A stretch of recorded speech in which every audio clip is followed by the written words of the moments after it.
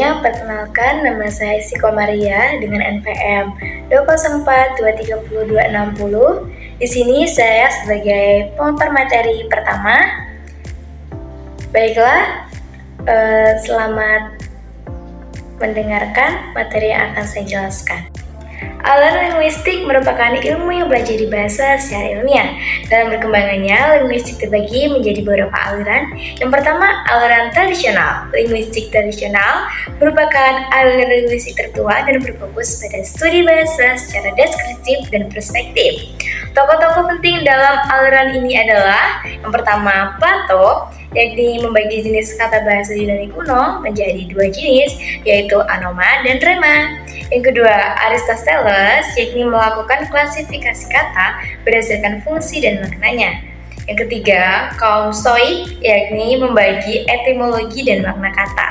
Dan yang terakhir atau yang keempat, yaitu kaum Alexandrian, yakni mempelajari tata bahasa dan dialek bahasa Yunani. Yang kedua, linguistik struktural. Aliran ini muncul pada abad ke-20-an dan memandang bahasa sebagai sistem yang terdiri dari elemen-elemen yang saling terkait. Tokoh-tokoh penting dalam aliran ini antara lain Fernando de Saussure, yakni bapak linguistik modern yang memperkenalkan konsep tanda linguistik, struktur bahasa, dan sinkronis serta diaksonis. Yang ketiga, linguistik transformasional generatif. Aliran ini muncul pada abad pertengahan ke-20-an dan memandang bahasa sebagai kemampuan manusia untuk menghasilkan kalimat-kalimat baru atau yang lebih gramatikal. Dan tokoh-tokoh penting dalam aliran ini antara lain Noam Chomsky, yakni tokoh utama. Aliran ini mengembangkan teori tata bahasa generatif dan menjelaskan bagaimana manusia menghasilkan kalimat yang gramatikal.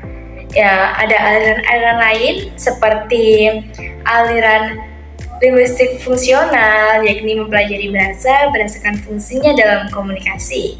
Yang kedua, linguistik kognitif, yakni mempelajari hubungan antara bahasa dan kognisi manusia. Selanjutnya ada linguistik sosiolinguistik, yakni mempelajari hubungan antara bahasa dan masyarakat. Dan yang terakhir, linguistik pragmatik, yakni mempelajari dan bagaimana cara penggunaan bahasa dalam konteks tertentu. Saya akan melanjutkan materi dari ISTI, yaitu linguistik struktural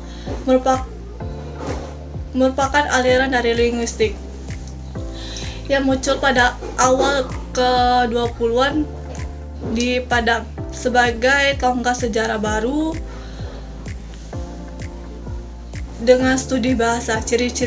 Ciri-ciri linguistik strukturalis yaitu sinkronis linguistik. Struktur berfungsi pada bagaimana bahasa digunakan pada saat ini dan tidak memperhatikan sejarah bahasa atau bagaimana bahasa berkembang dari waktu ke waktu. Yang kedua, formalis linguistik. Struktur menggunakan metode ilmiah untuk menganalisis bahasa-bahasa, dianggap sebagai suatu sistem yang tersusun elemen-elemen yang saling terkait dalam berpola. Yang selanjutnya, yang ketiga, yaitu sistemik linguistik. Struktur memandang bahasa sebagai suatu sistem yang kompleks, di mana setiap elemen memiliki makna dan fungsi dalam hubungan dengan elemen lain. Yang keempat, relasional, menekankan pada hubungan antara elemen bahasa bukan pada makna intrinsik elemen itu tersendiri. Dampak linguistik struktural. Linguistik struktural memiliki dampak yang signifikan terhadap studi bahasa. Aliran ini membantu untuk meletakkan dasar bagi linguistik.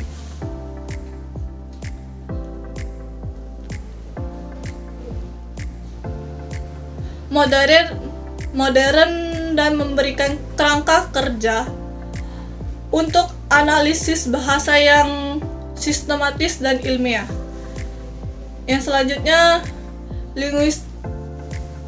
linguistik merupakan ilmu yang mempelajari bahasa secara ilmiah dalam memperkembangkan linguistik.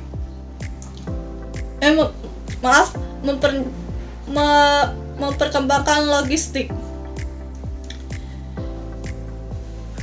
Terbagi menjadi beberapa aliran masing-masing dengan pendekatan dan fokus berbeda-beda. Mempelajari berbagai aliran linguistik dapat membantu kita untuk memahami bahasa secara komparatif dan kompleks. Aliran tertua linguistik tradisionalnya muncul sekitar abad ke-5 Masehi.